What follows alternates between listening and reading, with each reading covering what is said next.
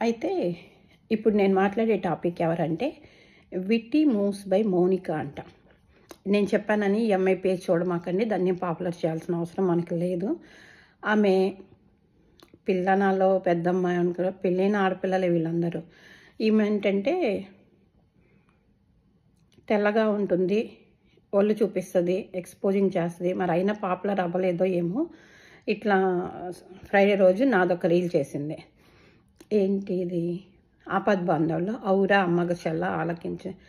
మీకు ఒక విషయం చెప్తాను సీరియస్గా, మీకు కంటెంట్ లేదు, మీ దగ్గర విషయం లేదు, కాబట్టి మీరు లిప్సింగ్ చేయొచ్చు, వేరే వాళ్ళ కంటెంట్ దొబ్బేయచ్చు.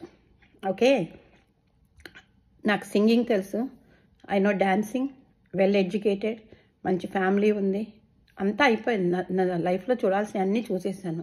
ఇప్పుడు నువ్వు నన్ను ట్రోల్ చేసినంత మాత్రాన మన రియల్గా ఇండియన్ భాషలో చెప్పనా, ఇది కూడా పీకలేరు. ఇక్కడ ఎందుకు చెప్తున్నానంటే, ఓకే ఈ పిల్ల చిన్నపిల్ల ఏదో అనుకున్నాము, ఓకే ఇంకా పెళ్ళయింది, ఇప్పుడు పిల్లలు గిల్ల లేరు, దానికి బాధ్యత తెలియదు, వాళ్ళ ఆయన కూడా మరి ఏం పెద్ద పట్టించుకోడు అనుకుంటా. ఎందుకంటే భర్త భయం కానీ పేరెంట్స్ భయం ఉన్న వాళ్ళు ఇట్లా బిహేవ్ చేయరు. అండ్ వన్ మోర్ థింగ్, ఒక మదర్గా చెప్తున్నాను, నాకు ఆడపిల్లలు ఉన్నారు. మా అమ్మాయి వాళ్ళు కానీ ఇట్లా చేస్తే ఆ దవడ ఈ దవడ పగలగొట్టేదాన్ని. మొన్న 32 రాళ్ళు కొడితే బిందు కొలితో కట్టించేదాన్ని. సీరియస్గా చెప్తున్నా. మీరు సోషల్ మీడియాలో అంటే తమాషాగా ఉందనుకుంటున్నారేమో, ఇక్కడ ఉంటుంది, లీగల్గా యాక్షన్ తీసుకోవచ్చు. నేను స్టోరీలో కూడా పెట్టాను. కళ్యాణ్ గారు లాయర్ ఉంటారు, ఆయన చెప్పారు. ఈవెన్ ఇండియాలో కూడా ఎల్లవోడు కానీ ఎంఓడు కానీ ఏదైనా వాడితే, మీరు ఏదైనా అదర్ స్టేట్లో ఉన్నా కూడా మీ మీద కేసు వేయచ్చు. వాళ్ళ travelling expenses, how much time the spend it అని దాని మీద ఆ ఎక్స్పెన్స్ అన్నీ చేయొచ్చు. ఏది పడితే అది ఫోన్ ఉందని చెప్పి వాగమాకండి. ఓకే, ఇంకా ఈ వీటి దాని పేరు కూడా వెరైటీగా పెట్టుకుంది, విట్టి మూవ్స్ బై మౌనిక అంట. తెల్లగా ఉన్న వాళ్ళందరూ అప్సరసలు కాదు, కలర్ తక్కువ ఉన్న వాళ్ళందరూ కురుపులు కాదు. మనకి ఇది అనేది ఈ మనసు ఇది కొంచెం బుద్ధి జ్ఞానం ఉంటే ఎవరైనా ఓకే. ఈ అమ్మాయి పెట్టింది, పెడితే ఇంకా వచ్చేసారు ఒక పేటీఎం బ్యాచ్. ఎవరి గురించి చెప్తున్నామని. ఓకే, ఆ అమ్మాయికి బుద్ధి లేదు, ఆ అమ్మాయి ఎంచుకున్న కంటెంట్ అది. మీ బుద్ధి ఎక్కడికి పోయింది? పెళ్ళయింది, నువ్వు ఒక బిజినెస్ చేస్తున్నావు, అది డాలస్లోనే ఉంటున్నావు, ఇంకొక దానికైతే టీనేజ్ గోల్ ఉందంట. అసలు అది ఇంకా మా ఇంటి పేరు మా వారసత్వం చూసుకుందాంరా అన్నట్టు బీభత్సంగా మాట్లాడుతుంది. నేను అసలు వీటిని ఏటిని కెలకలేదు. మా అక్క మాట్లాడింది, మా ఫ్యామిలీ వాళ్ళు మాట్లాడారు మెసేజెస్లోనే. నా కూతురు చాలా స్ట్రాంగ్గా పెట్టింది, దట్ నాకు చాలా హ్యాపీగా ఉంది. అక్కడ కూడా ఏం తప్పు పెట్టలా. మా అమ్మాయి, నువ్వు మా అమ్మని కెలికావు, దిస్ ఈజ్ నాట్ కరెక్ట్ అని పెట్టింది. ఓకే, ఇప్పుడు ఏం చెప్తానంటే, ఒక మనిషి, ఇప్పుడు నేను సోషల్ మీడియాలో ఉన్నా, నేను ఒక మనిషిని కమెంట్ చేయటం అనేది తప్పు. ఒకవేళ నేను ఏదన్నా రీల్ పెట్టినప్పుడు మీరు వేరే వాళ్ళ టాపిక్ వచ్చి వాళ్ళని చేస్తున్నప్పుడు మీ ఫ్యాన్స్కి మీరేం చెప్పాలి? ఎవరిని ఏమనొద్దు అని చెప్పాలి కదా. ఆ పిల్ల చెప్పలేదు. చెప్పకపోగా ఒకరోజు ఆ రీల్ బాగా సర్క్యులేట్ అయిపోయింది, ఎంతో వచ్చింది. ఈ డిస్కషన్స్ అన్నీ నడిచినాయి, హార్ట్గా మా ఫ్యాన్స్ పెట్టారు, అంతా అయిపోయింది. మా అక్క క్వశ్చన్ చేసింది, పూజ అంతా అయిపోయిన తర్వాత మా అక్కకి ఇంటికి వెళ్ళిన తర్వాత అది చూసి అడిగింది ఏంటి పద్ధతి అని. అంటే వేరే ఆమె అడిగింది, అది వేరే టాపిక్ చెప్తా. ఈ అమ్మాయి ఏం చేసింది మరి, ఏమనుకుందో ఏమో తెలియదు, పొద్దున్నే నాకు ఇంత పెద్ద అపాలజీ పెట్టేసింది, సారీ ఆంటీ అని. ఐఎమ్ హ్యాపీ, ఎందుకంటే తప్పు మానవ సహజం. పశ్చాత్తాపం అనేది, అంటే మనం చేసిన తప్పు తెలుసుకోవటం అనేది నెక్స్ట్ స్టెప్. I appreciate. అంత మాత్రం ఆ పేజ్ ఏం చూడక్కర్లేదు మీరు. ఇంకొక వన్ మోర్ థింగ్ నేనేం చెప్తానంటే, ఎప్పుడన్నా ఒక మనిషిని ట్రోల్ చేసేటప్పుడు ఆ మనిషి ఎలా పద్ధతిగా ఉందో అలాగే పెట్టుకొని అలాగే చేయండి. మన కలర్ మ్యాచ్ అవ్వాల్సిన అవసరం లేదు.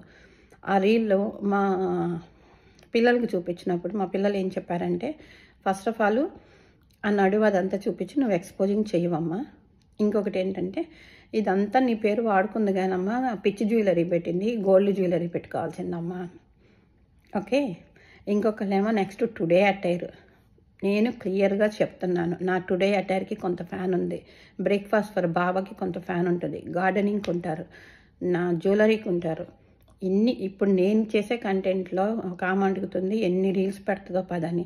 5:30 to midnight, నైట్ 10:30 వరకు ఐఎమ్ వర్కింగ్.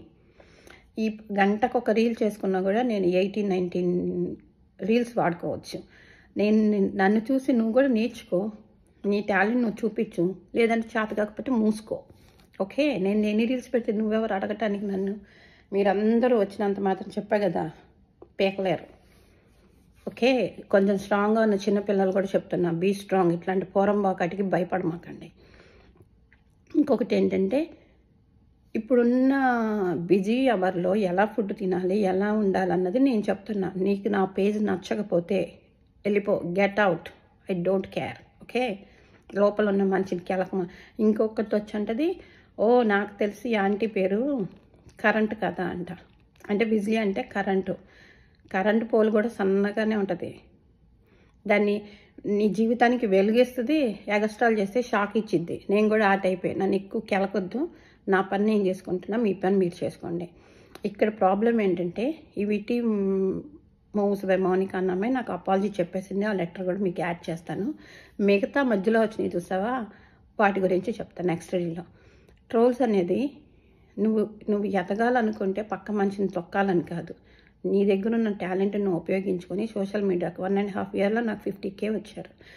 నేను వీటిలో కూడా చాలామందిని తీసేస్తాను, కొంచెం ఎక్స్ట్రాలు మాట్లాడి, కొంచెం మనకి ఫ్యామిలీకి సూట్ కాదు అనుకుంటే నేను చూసుకొనే సెలెక్ట్ చేసుకుంటాను. నేనేమి పేజెస్ కొనుక్కున్నాను కాదు. These are my own family, trusted people.